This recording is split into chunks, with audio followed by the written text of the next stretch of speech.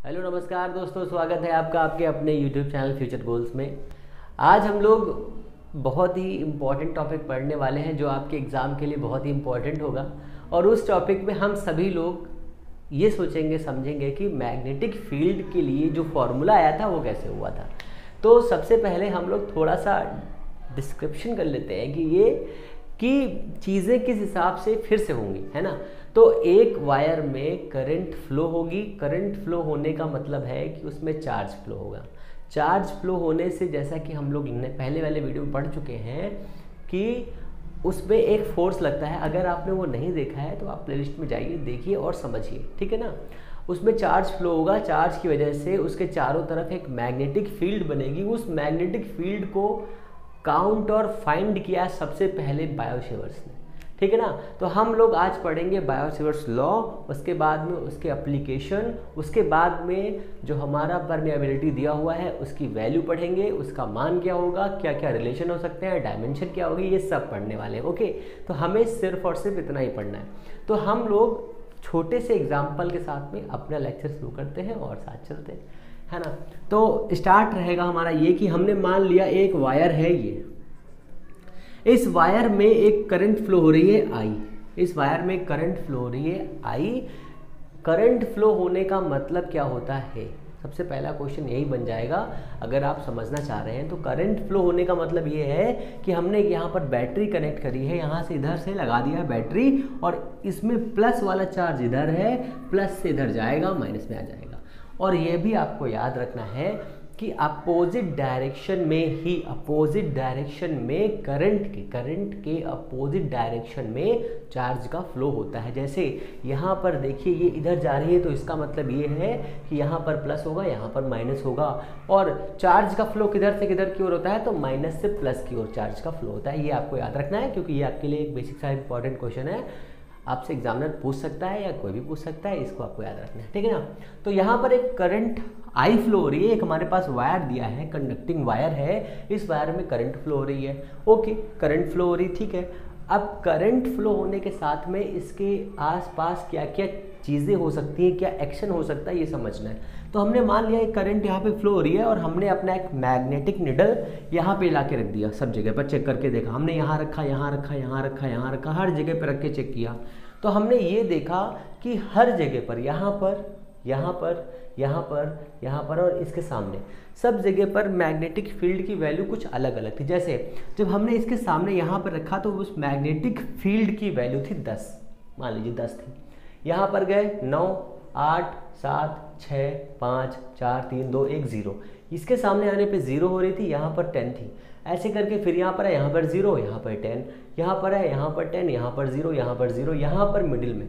तो इससे हम लोगों ने ये एक कंक्लूजन निकाला कि हो सकता है इसके सामने मैक्सिमम वैल्यू आती हो, ठीक है ना। तो हमने मान लिया कि इस वाले पॉइंट पर इसकी मैक्सिमम वैल्यू है, हमने भी ये सोचा है सर, ठीक है ना। तो हमने इसमें करंट फ्लो करी। फ्लो करने के बाद में हमने देखा कि इस छोटे से भाग के लिए, इस छोटे से भाग के लिए इसे कहेंगे हम लोग DL। इस छोटे से भाग का नाम रखेंगे हम लोग DL। इस छोटे से भाग का नाम रखेंगे DL। और इस DL में जो करंट फ्लो होगी उस वाली करंट को हम कहेंगे करंट एलिमेंट, ठीक है। इसका हम लोग नाम रखेंगे करंट एलिमेंट, ठीक है ना। जो क्या होगा, IDL होगा, ये आपको याद रखना है। इस करंट एलिमेंट के वजह से यहाँ पर एक मैग्नेटिक फील्ड बनेगी। उस मैग्नेटिक फील्ड की वैल्यू हमें निकालनी है और हमें ये बताना है। तो हमने मान लिया इस वाले पॉइंट से, इधर बनाता हूँ मैं, यहाँ पर ये एक डिस्टेंस दे दी गई, ठीक है ना। ये डिस्टेंस है हमारी R, ये डिस्टेंस है हमारी R, ठीक है ना। इस R डिस्टेंस जैसा कि आपको दिख रहा होगा, ये छोटा सा DL हमारा दिया हुआ है, IDL। इसको यहाँ पे समझ लीजिए, ये DL दिया हुआ है, ये हमने पॉइंट लिया है, ठीक है। तो ये यहाँ पर एंगल बनाना है 90 डिग्री, ठीक है। इधर बनाएंगे, फिर इसके सामने यहाँ पर, फिर यहाँ पर भी और यहाँ पर भी। तो ये हो गया हमारा एंगल θ1, θ2, ऐसे करके बढ़ता जाएगा। एक ऐसा टाइम आएगा जब ये एंगल 0 हो जाएगा और ऐसा टाइम आएगा तो एंगल 90 हो जाएगा। ये चीज़ें आपको समझनी है, यहाँ पर अभी रिलेशन निकलेगा। तो हमने मान लिया इस वाले पॉइंट पर मैग्नेटिक फील्ड है B, ठीक है, मैग्नेटिक फील्ड है B। हमने ये भी चेक किया कि दूर जाने पर मैग्नेटिक फील्ड कम हो रही है, किस रेशियो में कम हो रही है, तो 1/4 के रेशियो में कम हो रही है, मतलब 1/r² के फॉर्म में कम हो रही है। तो ये हमारा बचेगा B प्रोपोर्शनल टू 1/r²। सबसे पहला रूल यही बनाएंगे हम लोग, है ना। जैसा कि आप लोगों ने इलेक्ट्रिक फील्ड में पढ़ा था, इलेक्ट्रिक फील्ड क्या होता है, E इज इक्वल Q/4πε0r²। ये आपने पढ़ा था, Q/4πε0r²। देखिए यहाँ पर r के फॉर्म में E कम हो रहा है, ठीक है ना, r² के फॉर्म में। जब दूर जाएंगे तो वैल्यू कम हो जाएगी। जैसे हम आपसे बात कर रहे हैं या आपको लेक्चर्स प्रोवाइड कर रहे हैं, तो जितनी दूर होता जाएगा मैम, जैसे मान लीजिए मैं यहाँ पे पढ़ा रहा हूँ, अगर मैं 1 किलोमीटर दूर पे क्या मेरी आवाज़ आ रही नहीं आ रही है, तो उसी हिसाब से यहाँ पर ये दूरी बढ़ने पर इलेक्ट्रिक फील्ड और मैग्नेटिक फील्ड सेम बिहेव करते हैं, मतलब कम हो जाते हैं। ये आपको याद रखना है। तो यहाँ पर मैग्नेटिक फील्ड हो गई B प्रोपोर्शनल टू 1/r²। अच्छा, हमने देखा अगर हम करंट की वैल्यू को बढ़ा रहे हैं तो B बढ़ जा रहा है, ठीक है। हमने अगर करंट की वैल्यू 1 रखी तो मैग्नेटिक फील्ड 1 थी, 2 कर दिया तो डबल हो गया, 3 कर दिया ट्रिपल हो गया। तो हमने यहाँ पर चेक किया कि I, मतलब इसको बढ़ाने पर ये बढ़ जाती है, ठीक है ना। हमने ये भी देखा कि अगर हम DL की लंबाई को बढ़ा रहे हैं, हमने DL यहाँ पर क्यों लिया, तो हम छोटे से एक्सपेरिमेंट है, मतलब बड़े वायर को कंडक्ट करने की वजह से यहाँ पर एंगल का खेला हो जाएगा, है ना। तो उस खेले को चेंज करने के लिए हम लोग छोटी सी DL लेते हैं, ठीक है ना। जब हम लोग कैलकुलस का इस्तेमाल करते हैं ना, कैलकुलस में छोटा सा पार्ट ले करके उसका इंटीग्रेशन करके फुल लेंथ निकालते हैं, वैसा ही हम यहाँ पर करेंगे तो ऐसा हो जाएगा। तो हमने मान लिया कि अगर हम लेंथ को इंक्रीज करेंगे तो भी क्या होगा, B इंक्रीज हो जाएगा। तो ये हो गया हमारा DL, ठीक है। ये 3 चीज़ें हो गई। अब एक और बचा है, एंगल बचा है अभी, ठीक है ना। आइडियल sin θ/r² होता है, तो B प्रोपोर्शनल टू sin θ। अच्छा, हमने sin θ ही क्यों लिया, यहाँ पर cos क्यों नहीं लिया गया, तो ये भी क्वेश्चन छोटा सा बन सकता है। तो आपको ये भी समझना है कि अगर हम cos लेते तो यहाँ पर देखिए, यहाँ पर फिर से एक बार समझ लीजिए, अगर हम लोग cos लेते तो cos 90 की वैल्यू कितनी होती है, 0। तो यहाँ पर 0 आ नहीं रहा था, यहाँ पर कितना आ रहा था, 10 आ रहा था, यहाँ पर 9, यहाँ पर 8, यहाँ पर 7, 5, 4, 3, 2, 1, 0, ऐसे कुछ वैल्यू आ रही थी ना। तो यहाँ पर 0 हो रहा था, यहाँ पर 10 हो रहा था। इसका मतलब अगर हम sin 90 रखेंगे तो sin 90 की वैल्यू कितनी हो जाएगी बताइए, तो sin 90 की वैल्यू हो जाएगी मैक्सिमम, इसलिए हमने लिया थीटा मैक्सिमम। अब इन सभी को हम लोग मर्ज कर देंगे। अब ये भी चीज़ एक इम्पॉर्टेंट है कि यहाँ पर जो हमने B लिया हुआ है, इसकी खोज किसने करी थी, है ना। तो सबसे पहले इसकी खोज टेस्ला जी ने करी थी, तो इसलिए इसका यूनिट जो बनाएंगे हम बनाएंगे टेस्ला। आपको ये चीज़ याद रखनी है क्योंकि ये इंपॉर्टेंट है, आपको ये याद रखना है। अब हम इन सबको मिला देंगे, मिलाने पर क्या हो जाएगा, ये बनेगा B इज इक्वल, ठीक है। अब यहाँ पर हम कांस्टेंट सेट करेंगे, जैसे कि हमने यहाँ पर कांस्टेंट 1/4πε0 सेट किया था, वैसे ही यहाँ पर हम सेट करेंगे μ0/4π, ठीक है। अब μ0/4π हमने 4π क्यों लिया, क्योंकि पूरा सरफेस इस वायर के चारों तरफ का एरिया, ठीक है, 720 का, तो 4 इतना हो गया IDL sin θ/r²। ये हो गया आपका बेसिक फार्मूला जो बायो सेवर्ट्स ने बताया। अब ये जो हमने निकाला है, ये हमने छोटी सी लंबाई के लिए निकाला है, DL के लिए निकाला है ना, DL के लिए D sin θ। ये अगर हम इसका इंटीग्रेशन कर दें, ठीक है, अगर हम इसका इंटीग्रेशन कर दें पूरे का L तक, तो ये हमारा क्या बन के आ जाएगा, μ0/4π IL sin θ/r²। ये हमारा फॉर्मूला आ जाएगा और यहाँ से ये बन के आ जाएगा B। तो बेसिक फार्मूला ये है। अब हमारे पास एक चैलेंज ये है कि ये वैल्यू क्या है और इसको हम लोग क्या कहते हैं। तो इस वाली वैल्यू को हम लोग देखते हैं, समझते हैं क्या होती है। ये होती है परमिटिविटी, तो ये क्या होगी, ये हो जाएगी परमेबिलिटी। ये आपको याद रखना है। तो इसकी वैल्यू कितनी होती है, तो इसकी वैल्यू हो जाएगी μ0/4π इज इक्वल 10⁻⁻⁷। अब यूनिट निकालना है, बहुत ही इंपॉर्टेंट काम है यूनिट निकालना। तो अगर हम इसको यहाँ पर बराबर कर दें, इक्वल कर दें, तो देखिए ये वाला r इधर जाएगा, तो टेस्ला पहले हो गया टेस्ला, फिर ये हो गया r, यहाँ पर दूरी होती है, दूरी का स्क्वायर हो जाएगा, मतलब डिस्टेंस का स्क्वायर हो जाएगा, तो हो जाएगा मीटर स्क्वायर से ये वाला मीटर कैंसिल हो जाएगा, कितना बचेगा मीटर, तो हो जाएगा मीटर, ठीक है। टेस्ला मीटर कट जाएगा, अपॉन में कितना आएगा, एम्पियर। करंट की डायमेंशन क्या होती है, एम्पियर। तो ये हमारा हो गया इसका यूनिट और ये हो गई इसकी वैल्यू। पहली बात तो ये आपको याद रखना है 4π, ठीक है ना, ये आपको याद रखना है, ये बेसिक चीज़ है, ये आपको याद रखना है। अब इसमें और क्या चीज़ है, अब एक और बेसिक सा एग्जाम्पल इसमें बहुत ही फेमस है, वो आता है कि अगर इसकी वैल्यू इतनी है और 1/4 पाई एप्सिलॉन नॉट की वैल्यू 10⁹ है इंटू 9 ये होता है, तो एप्सिलॉन और म्यू नॉट का मान कितना हो जाएगा। तो हम क्या करेंगे, इनको गुणा कर सकते हैं, भाग कर सकते हैं। हमें एक वैल्यू निकालनी, तो हमने क्या किया, हमने इसका भाग कर दिया। तो हमने अगर इसका भाग किया तो भाग करने पर क्या हो जाएगा, इसका इक्वेशन 2 मान लीजिए, इसको इक्वेशन 1 मान लीजिए। अगर हम डिवाइड करते हैं तो क्या क्या कट जाएगा, सोचिए, म्यू नॉट बाई 4 पाई, ठीक है। अब अपॉन में जाएगा 1/4 पाई एप्सिलॉन नॉट। देखिए 1 बाई में ये भी है, 1 बाई तो कितना बचेगा, म्यू नॉट एप्सिलॉन नॉट इतना बचेगा, ठीक है। 1 बाई में ये दिया हुआ है, इसको ऐसे याद रखिए, कैसे बताऊँ मैं आपको, यहाँ पर a/b दिया हुआ है अपॉन c/d दिया है, तो इसको सॉल्व करेंगे तो हो जाएगा a/b इंटू d/c, ठीक है ना, ये आप याद रखिए, ये ऐसा हो जाएगा। इसके बराबर कितना हो जाएगा, इसका मान कितना है 10⁻⁻7/10⁹ अगर हम इसको नीचे लेके आए तो 1/10⁻16 हो जाएगा, बताइए, हो जाएगा ना। इसको अगर नीचे लेके आएंगे 10⁻16 हो जाएगा।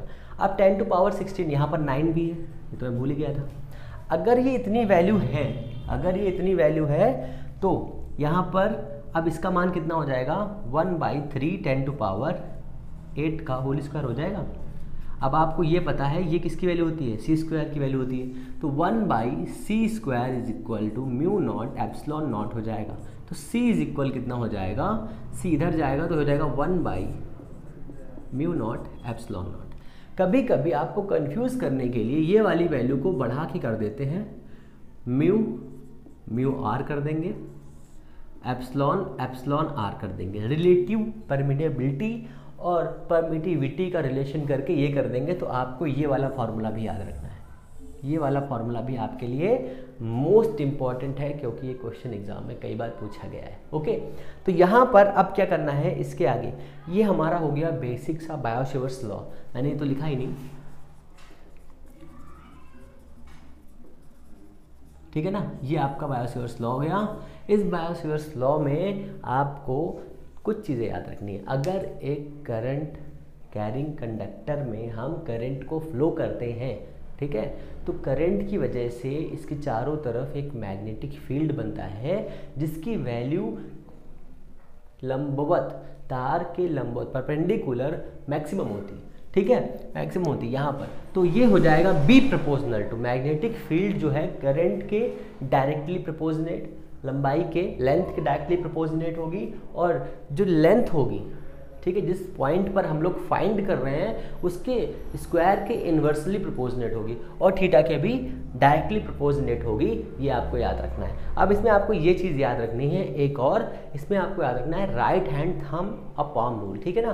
तो ये आप देखिए, यहाँ पर अगर हम करंट फ्लो कर रहे हैं, ठीक है, तो यहाँ पर और यहाँ पर दो मैग्नेटिक फील्ड बनेगी, कहाँ से इंटर करेगी, कहाँ से एग्जिट करेगी, ये आपको बताना है। तो मैं इसका बताता हूँ, है ना, दो ही, एक चीज़ इसमें बची है, ये वाला समझ लीजिए, तो ये वाला आपके लिए बढ़िया इंपॉर्टेंट हो जाएगा, क्योंकि यहाँ से क्वेश्चन बन सकता है, यहाँ से कई क्वेश्चन बनेंगे। एक क्वेश्चन तो बनेगा पक्का पक्का न्यूमेरिकल्स का, ठीक है ना, न्यूमेरिकल तो यहाँ से बनना ही है, क्योंकि आपके एग्ज़ाम में न्यूमेरिकल्स तो आते ही हैं, अच्छे खासे आते हैं, तो आपको उसके लिए भी तैयार रहना है, क्योंकि उनके बिना तो काम नहीं चलना है, न्यूमेरिकल्स के बिना। और बाकी आपको कोई भी क्वेरी है आप कमेंट कर दीजिएगा, आपको कोई स्पेशल लेक्चर पढ़ना है तो उसके लिए भी आपका कमेंट ध्यान में रखा जाएगा और उसको जल्दी से अपलोड करने की कोशिश करिए, ठीक है ना। ओके, तो हम लोग देख रहे हैं जो हमारा राइट हैंड रूल है, ठीक है। तो इसमें क्या होता है, इसमें करंट को अगर हम ऐसे फ्लो करें, आई को सपोज करिए, अगर हम करंट को फ्लो कर रहे हैं तो क्या होगा,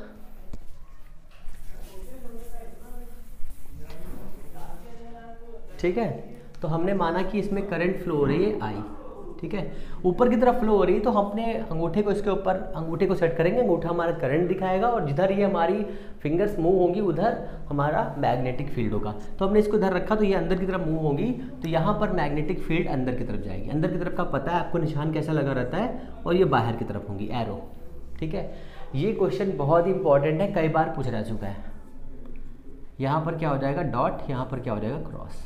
मतलब अगर करंट ऊपर की तरफ फ्लो हो रही है किसी भी फिगर में तो उसका जो तल होगा राइट साइड में, जो सरफेस होगी उसके अंदर की तरफ होगा और लेफ्ट साइड में बाहर की तरफ होगा। यहाँ पर जस्ट अपोजिट करेंगे तो ये वाला भी अपोजिट हो जाएगा, ऐसे करके आपको ये चीज़ याद रखनी है, ये इंपॉर्टेंट है। कैसे सेट करना है फिर भी समझ लीजिए। यहाँ पर करंट ऊपर जा रही है तो यहाँ मैग्नेटिक अंदर होगी, यहाँ से बाहर होगी, यहाँ पर नीचे की ओर है, ठीक है। सेट करने के लिए भी तरीके याद रखने हैं आपको, नहीं तो गड़बड़ हो जाएगा। देखिए करंट नीचे की तरफ है तो करंट नीचे की तरफ कर लीजिए ऐसे करके, ठीक है। अब देखिए करंट नीचे की तरफ जा रही है तो फिंगर हमारे इधर बाहर हुई तो यहाँ से देखिए बाहर आ रही है और इधर जाएगा तो ये अंदर आ जाएगा, ठीक है। देखिए ऐसे करके, है ना, ओके। तो ये आपको याद रखना है, ये आपके बेसिक है। कल हम लोगों ने जो पढ़ा था, मैं थोड़ा सा रिकैप कर देता हूँ। कल के लिए हम लोगों ने पढ़ा था F is equal q v B sine theta, कल हम लोगों ने पढ़ा था। अगर हम यहाँ से एक यूनिट बनाते हैं बी का तो वो यूनिट भी देख लीजिए। अभी मैं इसकी डायमेंशन बताता हूँ। तो यूनिट हो जाती है यहाँ से बी की न्यूटन, इसकी होती है न्यूटन पर, इसकी होती है ampere, ampere. Q is equal I T होता है, ये भी आप याद रखिए, एम्पियर सेकेंड, एम्पियर सेकेंड। और इसकी होती है मीटर सेकेंड, मीटर पर सेकेंड। सेकेंड सेकेंड कैंसिल हो जाएगा तो ये हो जाएगा बी, बी की कितनी आ जाएगी, हो जाएगी न्यूटन पर एम्पियर मीटर। तो ये आपका इतना हो जाएगा, ये आपको याद रखना है, ये आपका बी हो जाएगा, ठीक है। ये इसकी क्या है, ये इसकी डायमेंशन है, ठीक है, सॉरी यूनिट है इसकी। मैं डायमेंशन बताता हूँ। तो डायमेंशन के लिए क्या करना पड़ेगा, सबसे पहले आपको एफ की डायमेंशन लिखनी पड़ेगी। एफ की होती है एम एल टी माइनस 2। अब यहाँ पर आप सीधे रखते आइए, यहाँ पर हो जाएगा ए टी, यहाँ पे हो जाएगा एल टी माइनस 1। देखिए जैसी चीज़ें हैं ये से कैंसिल हो जाएगा, ये नीचे जाएगा, यहाँ से एक एल है, ये एल कैंसिल हो जाएगा तो हो जाएगा एम टी माइनस 2, टी तो है नहीं, और ये जाएगा ए माइनस 1 इज इक्वल बी। ये आपकी डायमेंशन हो गई, ये आपको याद रखना है। एम एल टी माइनस 2, ए यहाँ पर दिया है, टी से कैंसिल हो गया था, बी की डायमेंशन ये हो गई। अगर हम बायो-सेवर्ट्स के लॉ के अकॉर्डिंग बात करें तो हमारा जो फॉर्मूला था वो था B is equal mu naught by 4 pi I d l sine theta by r square. तो यहाँ से हमें म्यू का मान निकालना है, तो बी की वैल्यू कितनी हो जाएगी, तो बी की वैल्यू हमने पहले से कर रखी है, तो हो जाएगा एम एल, एल तो है नहीं इसमें, है ना, तो T minus 2 A minus 1 is equal mu हो जाएगा, आई का ए हो जाएगा, आई का ए हो जाएगा, इसका एल हो जाएगा, ठीक है। एक मिनट साफ कर देता हूँ इसको, तब बाकी चलता हूँ, है ना, ये तो गड़बड़ हो जा रहा है। अब ठीक है ना। अब इसको साफ कर देता हूँ जिससे थोड़ा सही हो जाए, है ना। म्यू नॉट हो गया, आई का हो गया ए, फिर इसका हो गया एल, फिर अपॉन में जाएगा L2, इस 2 से एक कट जाएगा, एक बचेगा। तो देखिए ये वाला है यहाँ पर, ये इसके नीचे जाएगा, ठीक है, ऊपर जाएगा 2 हो जाएगा, ये इधर आएगा तो हो जाएगा एम एल, यहाँ पर ये वाला L यहाँ क्रॉस होगा, T माइनस 2 एल रहेगा, और ये वाला यहाँ पर आएगा A minus 2 is equal mu not. ये बहुत ही इंपॉर्टेंट है, ये आपको याद रखना है, ये आपसे कई बार एग्जाम में पूछा जा चुका है, इसलिए आपको ये याद रखना है, ओके। बिना टेंशन लिए आप समझिए इस बात को, आपको ये भी याद रखना है। तो आपको इसके साथ में एक और डायमेंशन याद रखनी है एप्सिलॉन नॉट की। अगर आप थोड़ा सा दिमाग लगाएं तो आपको ये डायमेंशन ऐसे ही याद हो जाएगी, क्योंकि अभी हम लोगों ने फॉर्मूला प्रूफ किया है 1/c² is equal mu not into epsilon not, ठीक है। अगर हमें किसी इन दो में से किसी एक की वैल्यू याद है तो हम दूसरी वैल्यू आसानी से निकाल सकते हैं, ठीक है। कैसे, देखिए कैसे निकाल सकते हैं, इसको भी समझ लीजिए किस हिसाब से निकाल सकते हैं, फटाफट देखिए इसको, क्योंकि ये बहुत ही बढ़िया है, जिससे आपको समझ में आएगा कि चीज़ें कितनी आसान होती हैं। हम लोग समझते हैं कि चीज़ें बहुत दिक्कत करती हैं, पर आप अगर थोड़ा सा दिमाग लगाएंगे तो फटाफट चीज़ें आपको समझ में आ जाएंगी, ओके। अच्छा इसको देखिए, तो समझिए हमें मिल गया है एम एल टी माइनस 2, हमें मिल गया है M L T minus two A minus two, हमें ये मिल गया है। ये किसका है? ये हमारे पास परमेबिलिटी का है। हमें निकालना है एप्सिलॉन नॉट, तो ये क्या होता है 1/L2T। अब C क्या होता है? वेग होता है, तो LT माइनस 1 होता है, LT माइनस 1 इसको स्क्वायर तो L स्क्वायर T माइनस 2 हो जाएगा, तो हो जाएगा L स्क्वायर T स्क्वायर। अब इसको इधर क्रॉस करिए, देखिए L और T में चेंज करना है, बाकी उठा के सीधे ऊपर लेके चले जाइए। तो देखिए M हमारे पास यहाँ नहीं है, A हमारे पास नहीं है, तो ये हो जाएगा M इनवर्स। ठीक है, A कितना? A हो जाएगा प्लस का 2, यहाँ पर माइनस है, यहाँ प्लस हो जाएगा। ठीक है, अब देखिए L यहाँ पर है, L यहाँ पर, तो ये क्यूब हो जाएगा, तो L माइनस 3 हो जाएगा। यहाँ पे T माइनस 2 है, यहाँ पर T माइनस 2, यहाँ पर हो जाएगा T माइनस 4। आपको ये डायमेंशन भी याद रखनी है और इसकी वैल्यू भी याद रखनी है, 8.85 10 टू पावर कितना? -12। अब अगर हम थोड़ा सा दिमाग लगा के इसकी यूनिट निकालना चाहें तो हो जाएगा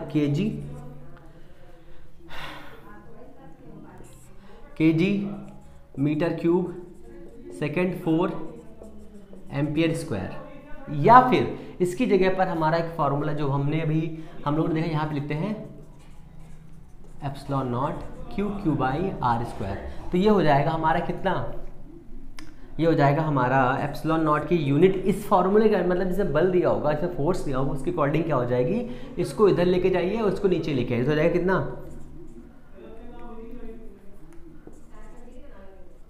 coulomb square by newton metre square. तो ये इसका एक बेसिक डायमेंशन है और ये इतना ही रहेगा। तो फिर अब आपको पता है, अगर आपको चीज़ें अच्छी लग रही हैं, पसंद आ रही हैं, तो प्लीज़ चैनल को लाइक शेयर सब्सक्राइब ज़रूर करिए। फिर अगर कोई प्रॉब्लम है तो आप कमेंट बॉक्स में डालिए, आपके हर कमेंट का रिप्लाई ज़रूर दिया जाएगा। अपना प्यार ऐसे बनाए रखिए। हम लोग मिलते हैं नेक्स्ट वीडियो में, तब तक के लिए नमस्कार।